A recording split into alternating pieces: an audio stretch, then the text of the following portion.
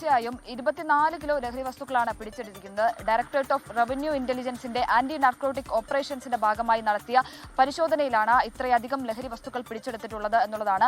കേരളത്തിന്റെ വിവിധ ഭാഗങ്ങളിലാണ് പരിശോധന നടത്തിയത്. പ്രത്യേകിച്ച് എയർപോർട്ടുകളിൽ തിരുവനന്തപുരം, കൊച്ചി, ഒപ്പം കരിപ്പൂർ എയർപോർട്ടുകളിൽ നടത്തിയ പരിശോധനയിലാണ് 24 കിലോ ലഹരി വസ്തുക്കൾ, അതായത് നാർക്കോട്ടിക് സബ്സ്റ്റൻസുകൾ പിടിച്ചെടുത്തിട്ടുള്ളത് എന്നുള്ളതാണ്. മെത്ത്, ഹാഷിഷ് ഓയിൽ അടക്കമുള്ള അതിമാരക ലഹരി വസ്തുക്കളാണ് പിടിച്ചെടുത്തിട്ടുള്ളത്. കഴിഞ്ഞ കുറച്ച് ദിവസങ്ങളിലായി വലിയ രീതിയിലുള്ള പരിശോധനകൾ നടന്നു വരികയായിരുന്നു.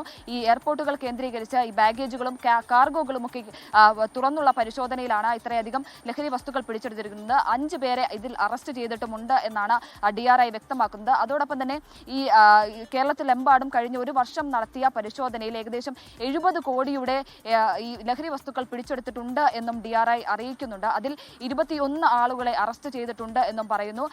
ഈ ഒരു ലഹരി വ്യാപനം തടയുക ലക്ഷ്യമിട്ട് വലിയ രീതിയിലുള്ള പ്രവർത്തനങ്ങളാണ് DRIയുടെ ഭാഗത്തു നിന്നും നടക്കുന്നത്. അതിന്റെ ഭാഗമായാണ് ചക്രവ്യൂഹ എന്ന പേരിൽ ഇത്തരത്തിലൊരു ഓപ്പറേഷൻ നടക്കുന്നത്. കേരളത്തിന്റെ വിവിധ ഭാഗങ്ങളിൽ ഈ പരിശോധനയും അന്വേഷണങ്ങളും നടത്തി വരികയാണ്.